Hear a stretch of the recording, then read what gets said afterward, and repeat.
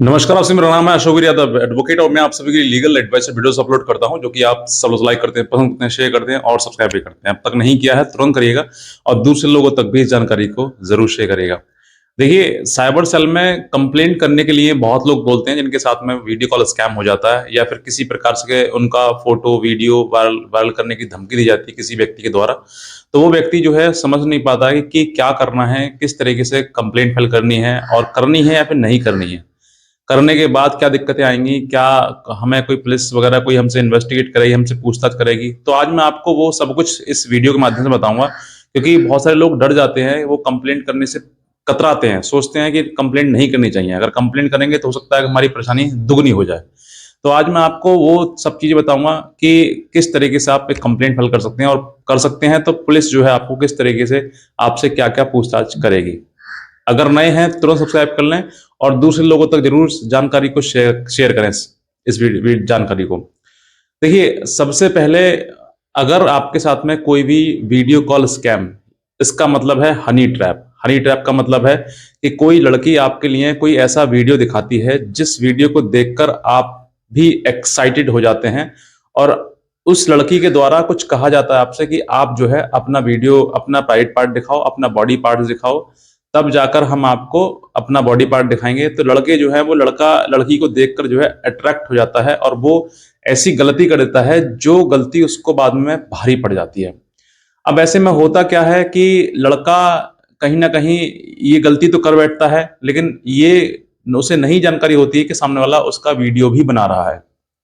ये वीडियो बनते ही, तैयार होते ही सामने वाला व्यक्ति जो है वो उसको व्हाट्सएप कर देता है, और व्हाट्सएप पर वीडियो देखकर वो लड़का इतना घबरा जाता है कि समझ नहीं आता उसको कि क्या करना चाहिए। तो ऐसी परिस्थिति एक व्यक्ति के सामने नहीं, किसी लड़की के भी सामने आ सकती है, लड़के के भी सामने आ सकती है, कोई बुजुर्ग के सामने आ सकती है, किसी स्टूडेंट वगैरह के भी सामने आ सकती है। तो इस तरह की अगर परिस्थिति आपके सामने आती है तो आपको किन बातों का आपको विशेष रूप से ध्यान रखना है। सबसे पहले, उस व्यक्ति को आपको गाली गलौज नहीं करनी है जिस व्यक्ति से आपकी अभी वीडियो कॉल हुआ है, चाहे वो लड़का हो, लड़की हो, कोई भी हो, डजंट मैटर। बस आपको बहस नहीं करनी है, यानी कि उससे लड़ाई झगड़ा नहीं करना है।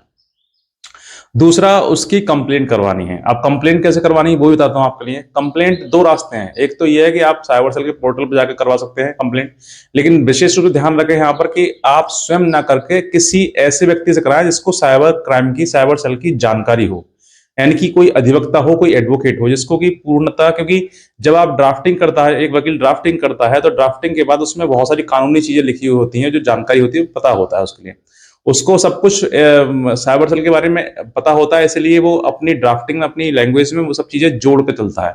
लेकिन आपको वो सब चीजें नहीं पता होता है, तो एक साधारण व्यक्ति करे और एक वकील करे, दोनों में जमीन आसमान का अंतर आता है। तो इस तभी मैं इसलिए कहता हूं कि आप साइबर सेल कंप्लेंट करवाएं तो किसी अधिवक्ता यानी कि एडवोकेट के द्वारा ही करवाएं। दूसरा, अगर आपके सामने वाली कंप्लेंट आ जाती है, आप करवा देते हैं, करवाने के बाद आपसे पुलिस क्या क्या जांच में पूछ सकती है, क्या क्या जानकारी ले सकती है आपने। सबसे पहली बात कि आप जो वीडियो कॉल हुआ है उसके जितने भी डिटेल आपके पास में है, यानी चाहे चैट हो, व्हाट्सएप हो, नंबर हो, कॉल डिटेल हो, कुछ भी हो, वो सब कुछ आपको अपने पास ही रखना है। कब तक? जब तक उसमें जांच कंप्लीट ना हो जाए तब तक। अब कुछ लड़कों को, कुछ मतलब लोगों को ये भी भ्रम रहता है कि सर हमारे घर पे पुलिस तो नहीं आ जाएगी। देखिए, पुलिस घर पे आने का मतलब कुछ है नहीं, लेकिन सबसे पहले ये समझिए कि अगर आपने कंप्लेंट करी है तो कंप्लेंट के बारे में इन्वेस्टिगेशन जो भी होगा, पूछताछ होगी, जो भी होगी, वो आपको रिप्लाई देना है। और रिप्लाई में कुछ खास बड़ा कुछ चीज नहीं, बताइए कब हुई थी घटना आपके साथ में, ऐसा सवाल आएगा। क्या क्या किया था, किस तरीके से लड़की ने किया था आपके साथ में, कौन था, नंबर क्या है उसका, कोई एड्रेस मालूम है आपको, या आप जानते हैं उसको, या कभी पहले कभी कुछ किया था आपने। इस तरीके के छोटे मोटे सवाल किए जाएंगे। कहाँ रहते हो, क्या करते हो, ये सब सवाल आपसे किए जा सकते हैं। इसके अलावा कोई ऐसा बड़ा सवाल कोई ऐसा नहीं होगा जिसकी कि आप जवाब नहीं दे सकते हैं या आप जवाब देने में असमर्थ हैं। तो आप इन सब चीजों से घबराना, डरना बिल्कुल भी नहीं है। अगर ऐसी परिस्थिति आती है आपके सामने कि कंप्लेंट करने के बाद पुलिस आपसे पूछताछ करती है, और कोई मान लीजिए आपको डर लगता है, या फिर बहुत सारे लोग डर जाते हैं क्योंकि जानकारी नहीं होती, पता नहीं होता है, तो वो जो है किसी अपने नजदीकी एडवोकेट जो भी है उनकी सहायता ले सकते हैं। उनके द्वारा आप पुलिस वाले के सामने अपीयर हो सकते हैं, पेश हो सकते हैं और अपनी बात सामने रख सकते हैं।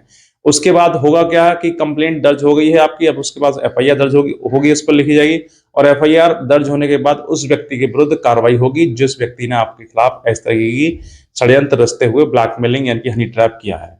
तो ये एक पूरी प्रक्रिया थी, और इस दौरान आपको डरना घबराना नहीं है। सबसे पहली बात, अपने आप को मतलब धैर्य रखते हुए अपने आप को थोड़ा स्ट्रांग बनाना है, तभी आप इन चीजों से बढ़ पाएंगे आगे, अन्यथा नहीं बढ़ पाएंगे।